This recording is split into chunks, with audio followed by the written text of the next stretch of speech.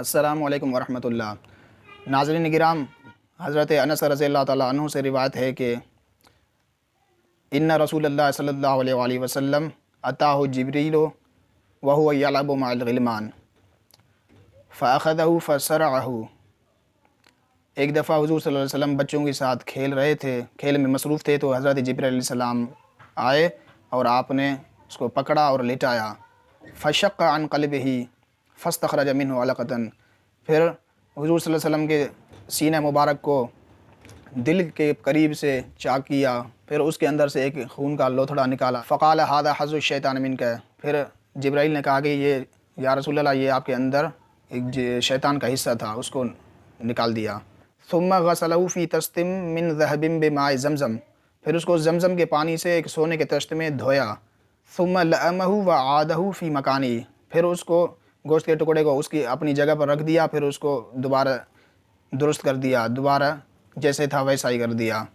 وجعل الغلمان یسعون الی امہ، یعنی زیرہ، جو بچے حضور کے پاس تھے وہ دوڑ کر اس کی امی کے پاس یعنی دایا کے پاس چلے گئے بچے۔ قالوا ان محمدا قد قتل، اس کی امی کو بتائے کہ حضور صلی اللہ علیہ وسلم قتل کیے گئے ہیں۔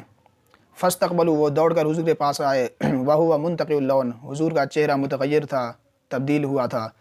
قال انس فکنت ارى اثر المخیۃ فی صدرہ، رواہ مسلم۔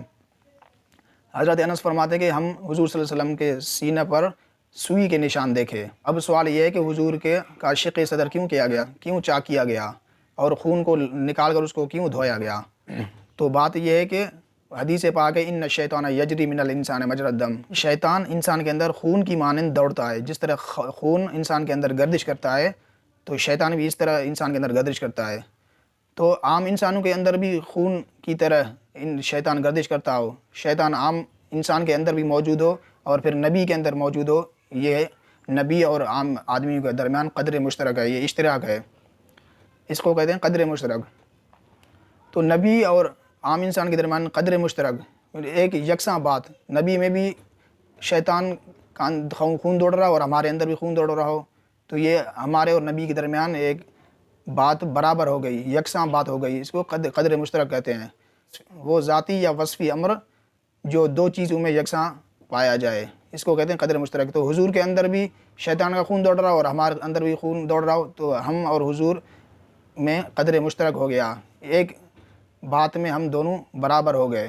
تو اس وجہ سے اللہ تبارک و تعالیٰ نے اس اشتراک کو ختم کر دیا، شیطان کے خون کو لوتھڑے کو ختم کر دیا، تاکہ حضور اور دوسرے لوگوں میں امتیاز پیدا ہو۔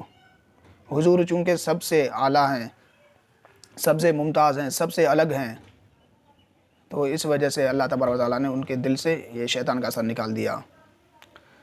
ایک اور حدیث پاک بھی ہے کہ حضور صلی اللہ علیہ وسلم نے فرمایا کہ ما منکم من احد الا وقد وکل به قرینہ من الجن وقرینہ من الملائکہ، تم میں سے کوئی بھی ایسا نہیں ہے کہ جس کے پاس ایک جن یعنی شیطان اور ایک فرشتہ نہ ہو، یعنی تم میں سے ہر ایک آدمی کے پاس ایک جن شیطان ہے اور ایک فرشتہ بھی ہے۔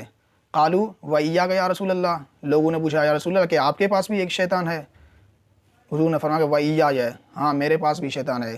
وَلَكِنَّ اللَّهَ أَعَانَنِي عَلَيْهِ فَأَسْلَمَ، میری مدد کی ہے اس شیطان کے اوپر، پھر وہ اسلام لایا، وہ شیطان میرا مسلمان ہو گیا ہے۔ فَلَا يَأْمُرُنِي إِلَّا بِخَيْرٍ، وہ میرا شیطان جو ہے وہ مجھے صرف اور صرف بھلائی کا حکم دیتا ہے، خیر کا حکم دیتا ہے۔ تو ادھر بھی ایک قدر مشترک تھا ہمارے اور نبی کے درمیان، کفار کے درمیان نبی کے درمیان قدر مشترک تھا کہ نبی کے پاس بھی ایک شیطان اور ہمارے پاس بھی شیطان۔